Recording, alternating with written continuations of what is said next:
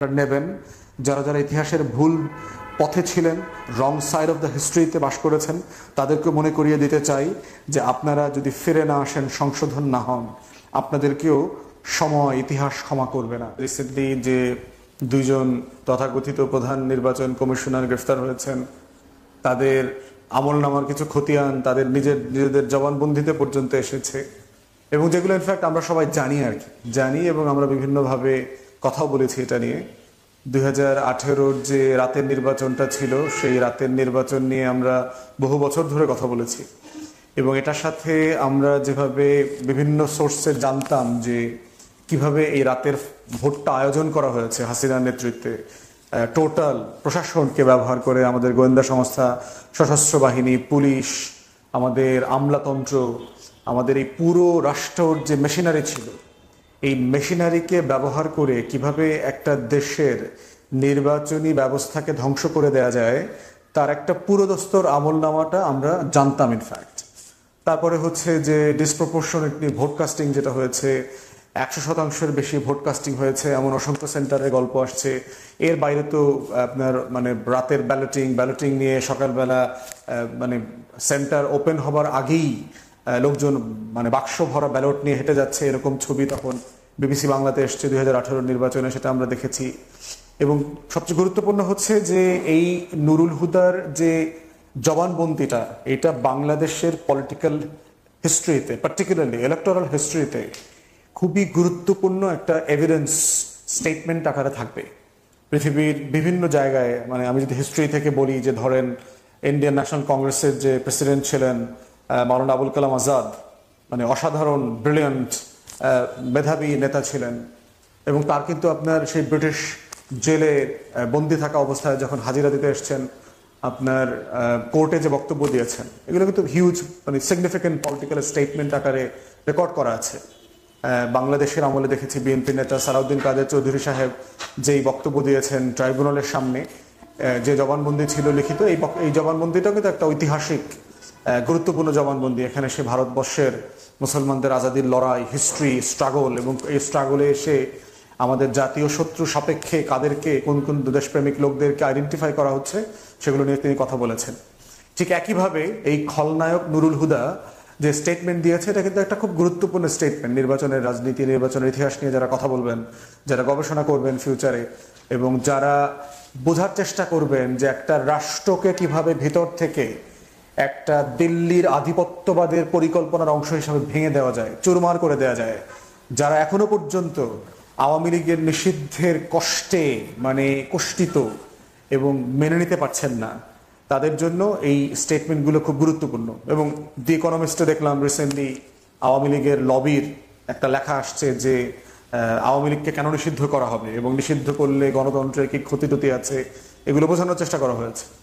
তো সেই প্রেক্ষাপটে দিল্লির যে পুরো দালাল চক্র বাংলাদেশে কিভাবে একটা রাষ্ট্রকে ধুকে ধুকে ভেঙে দিয়ে গেছে। ফৌজদারি অপরাধে আপনি যদি কারো চুরি করেন, ডাকাতি করেন, কাউকে খুন করেন, তার বিচার করবার একটা জায়গা আছে, কিন্তু আপনি যদি একটা রাষ্ট্রের স্বপ্ন নষ্ট করে দেন, একটা জাতিকে একটা নির্বাচন থেকে, ভোট থেকে, 5 বছরের প্রতিনিধিত্বশীল সরকার তৈরি হবার প্রক্রিয়া থেকে বঞ্চিত করেন, তার শাস্তি কি হবে? আমাদের সংবিধানে আপনার যারা শপথ নেন, শপথের যারা সাংবিধানিক পদে দায়িত্ব নেন, তাদের অনেক দায়িত্বের কথা বলে দেওয়া আছে, কিন্তু তারা শপথ ভঙ্গ করলে, দায়িত্ব ভঙ্গ করলে, এবং দায়িত্ব পালন না করে যদি ঠিক উল্টাটা করেন, সেক্ষেত্রে তাদের শাস্তি কি হবে সেটা বলে দেওয়া নেই।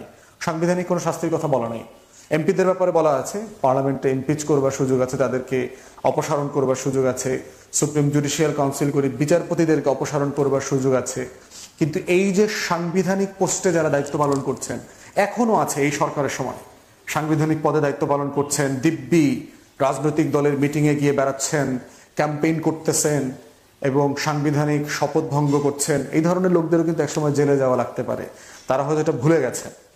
তো সেই বাস্তবতায় নুরুল হুদার যে জবানবন্দি দেখলাম, এটা খুবই গুরুত্বপূর্ণ, এবং এই গুরুত্বপূর্ণ দলিলে তিনি যেটা বলেছেন সেটা হচ্ছে যে এই পুরো রাতের ভোটের আয়োজনের জন্য তিনি স্কোয়ারলি হাসিনার সরকারকে ব্লেম দিয়েছেন, এবং কোনো কোনো জায়গাতে বলেছেন যে আমিও ইনফ্যাক্ট বুঝতে পারি নাই যে এই লেভেলের একটা নির্বাচনী ষড়যন্ত্র হাসিনার নেতৃত্বে হচ্ছে।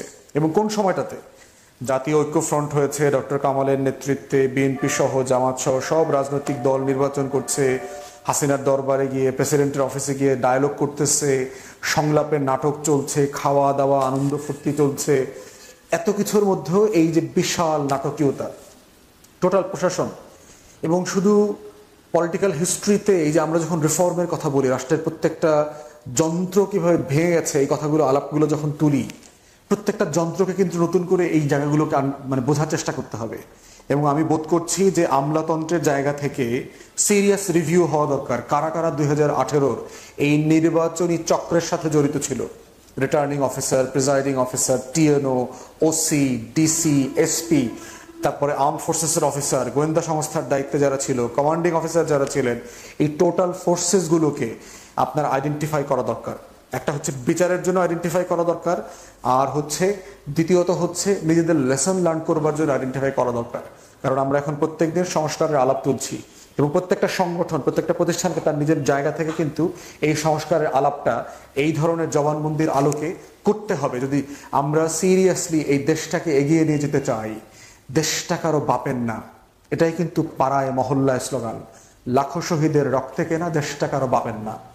এটা 71 সালে আমাদের স্বাধীনতার ঘোষণাপত্রে যেমন লেখা ছিল, ঠিক তেমনি করে 24-এর গণ অভ্যুত্থানে পরিষ্কার করে বলে দেওয়া আছে, দেশটা কারো বাপের না, এই দেশটা আমলার না, এই দেশটা পুলিশের না, এই দেশটা র্যাবের না, সেনাবাহিনীর না, সশস্ত্র বাহিনী গোয়েন্দা সংস্থার না, এই দেশটা লুটে পুটে খাবার জন্য কাউকে বিক্রি করে দেওয়া হয়নি, এই দেশটা শেখ হাসিনার না, শেখ হাসিনার বাপেরও ছিল না, শেখ পরিবারেরও ছিল না, আওয়ামী লীগেরও ছিল না। এই দেশটার কথা স্বাধীনতার ঘোষণাপত্রে পরিষ্কার করে বলে দেওয়া ছিল, উই দ্য পিপল, আমরা সবাই মিলে এই দেশটাকে বিলং করি। অতএব সেই জায়গাতে এই জবানবন্দির আলোকে শুধু নির্বাচন কমিশন, 3টা নির্বাচন নিয়ে 3টা গণতদন্ত কমিশন হওয়া দরকার। আমেরিকার সেনেট কংগ্রেশনাল যে হিয়ারিং হয় ওপেন উন্মুক্ত জায়গায়, আমাদের সংসদের বিভিন্ন একটা কক্ষে এটা হইতে পারে, যেটা বিটিভি লাইভ সম্প্রচার করবে এবং মানুষ জানবে যে আসলে কি হয়েছে। প্রত্যেক জেলা ধরে ধরে, উপজেলা আসন ধরে ধরে রিটার্নিং অফিসার, প্রিজাইডিং অফিসারদেরকে ডেকে ডেকে এখানে সাক্ষ্য দেওয়ার ব্যবস্থা করতে হবে। নির্বাচন কমিশন অফিসার যারা ছিলেন, যারা যারা যেখানে দায়িত্ব পালন করেছেন, প্রত্যেককে এই পাবলিক গণতদন্ত শুনানিতে এনে ডেকে ডেকে জিজ্ঞাসা করতে হবে। প্রত্যেকটা প্রশাসনের দায়িত্বে যারা ছিলেন, পুলিশে, র্যাবে, আর্ম ফোর্সেসে, গোয়েন্দা সংস্থায়, প্রত্যেককে কল করতে হবে। কল করে ডেকে এখানে তদন্ত করে বিচারের মুখোমুখি করতে হবে এগুলোর এই শুনানি। এবং এই শুনানিটা দরকার কেন? আমাদের হিস্ট্রির জন্য দরকার, প্রিজার্ভ রাখার জন্য দরকার। কেন আওয়ামী দালাল পুনর্বাসনের আলোচনা চলছে? কারণ আমরা এই ধরনের ঘটনাগুলোকে তদন্ত করছি না, বোঝার চেষ্টা করছি না, যাচাই বাছাই করছি না, বিচারের মুখোমুখি করছি না বলেই এই যে বিশাল চক্র প্রশাসনের ভিতরে, তারা এখনো বসে আছে। তারা এনবিআরে সংস্কারের বিরুদ্ধে আন্দোলন করছে, তারা সচিবালয়ে সংস্কারের বিরুদ্ধে আন্দোলন করছে, তারা বিভিন্ন জায়গায় ঝাপটি মেরে বসে আছে শুধুমাত্র এই সরকার এবং 24কে ব্যর্থ করবার জন্য। অতএব নুরুল হুদার জবানবন্দিটা শুধু নুরুল হুদা আকারে পড়লে চলবে না, এটা পুরো এই রাষ্ট্রের সংস্কার আকারে, একটা ইতিহাসের দলিল আকারে পড়তে হবে। ঠিক একইভাবে আমার বিশ্বাস হাবিবুল আউয়ালকেও ডামি নির্বাচন করবার জন্য তার জবানবন্দি নেওয়া হবে, তাকে রিমান্ডে নেওয়া হবে।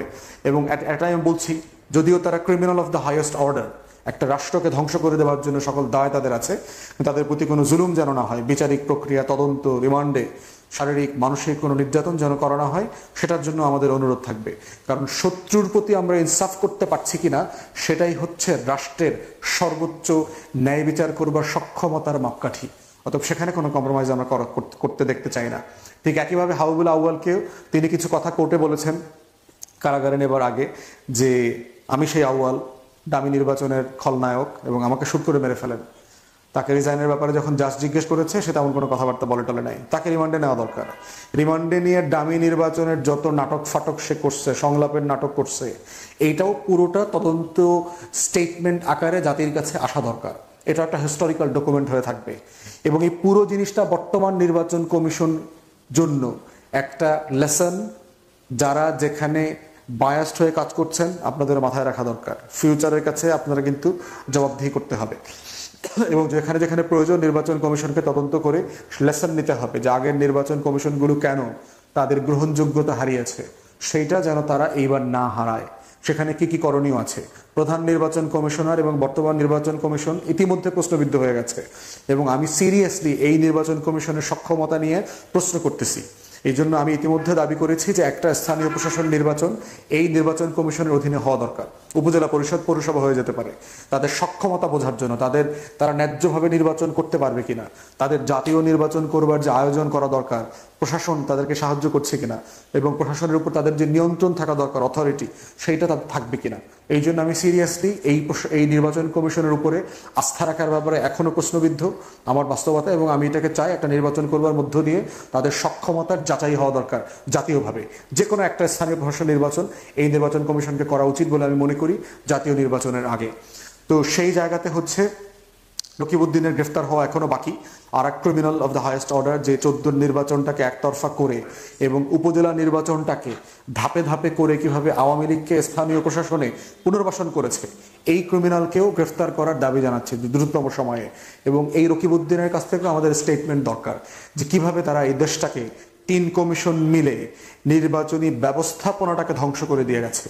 এবং এই রকম একটা জিনিস তারা করতে পেরেছে কেন? শেখ হাসিনার মতো একটা ফ্যাসিস্ট শাসক গণ অভ্যুত্থানের পক্ষের শক্তিকে বলছি, আগামী 3টা নির্বাচন আওয়ামী লীগ, জাতীয় পার্টি এবং 14 দলীয় সিন্ডিকেটে করতে দেওয়া হবে না। এটাই ন্যায্যতা।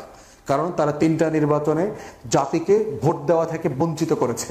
অতএব তাদের একটা নির্বাচনে অংশগ্রহণ করবার কোনো রাইট থাকতে পারে না। তারপরে তো বিচার বিভাগের কাছে এখন বিচার চলছে আইসিটিতে। আওয়ামী লীগের যদি বিচার হয় সেখানে তারা ডিসাইড করবে রাজনৈতিক দল আকারে আওয়ামী লীগ এক্সিস্ট করা উচিত কি উচিত না।